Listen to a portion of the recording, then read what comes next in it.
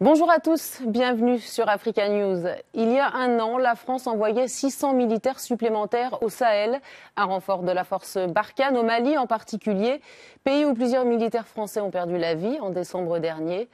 Après 8 ans d'intervention et plus de 5000 soldats déployés au Sahel, une réduction du contingent français est attendue. Quelles pourraient être les conséquences de ce retrait? Nous en discutons avec la politologue Niagalé Bakayoko. Niagalé Bakayoko, bonjour.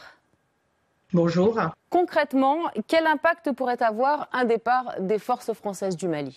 Ce sera forcément une ouverture pour une approche sans doute plus politique de la gestion de cette crise, puisque l'une des exigences qui est fixée par certains groupes djihadistes est de voir le retrait des forces françaises. Mais il ne faut pas s'imaginer que l'opération Barkhane va prendre fin, même si elle changera probablement de nom.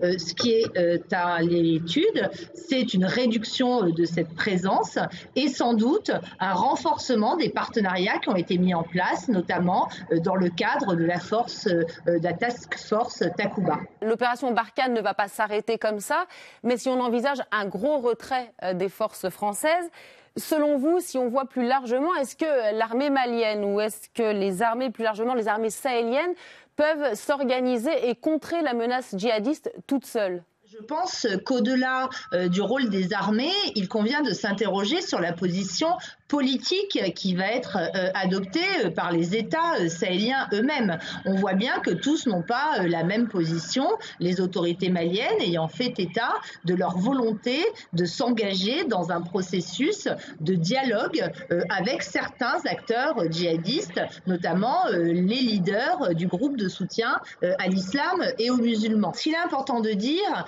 c'est que l'armée malienne aujourd'hui n'est pas dans l'état dans lequel elle était en 2012. Les éléments de cette armée ont été davantage entraînés, davantage équipés et se sont aguerris au contact de la lutte qu'ils mènent depuis 8 ans.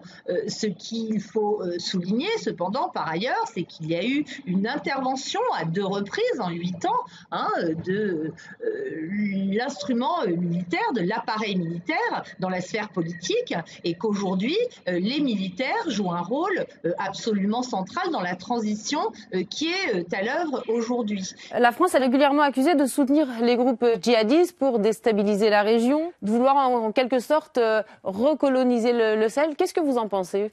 Bien entendu, ce genre d'accusations ne sont pas sérieuses, mais ils dénotent un sentiment qui est relativement préoccupant quant à la perception de la présence française, qui en effet est perçue comme étant d'une part de nature néocoloniale, mais au-delà de ça comme étant inefficace.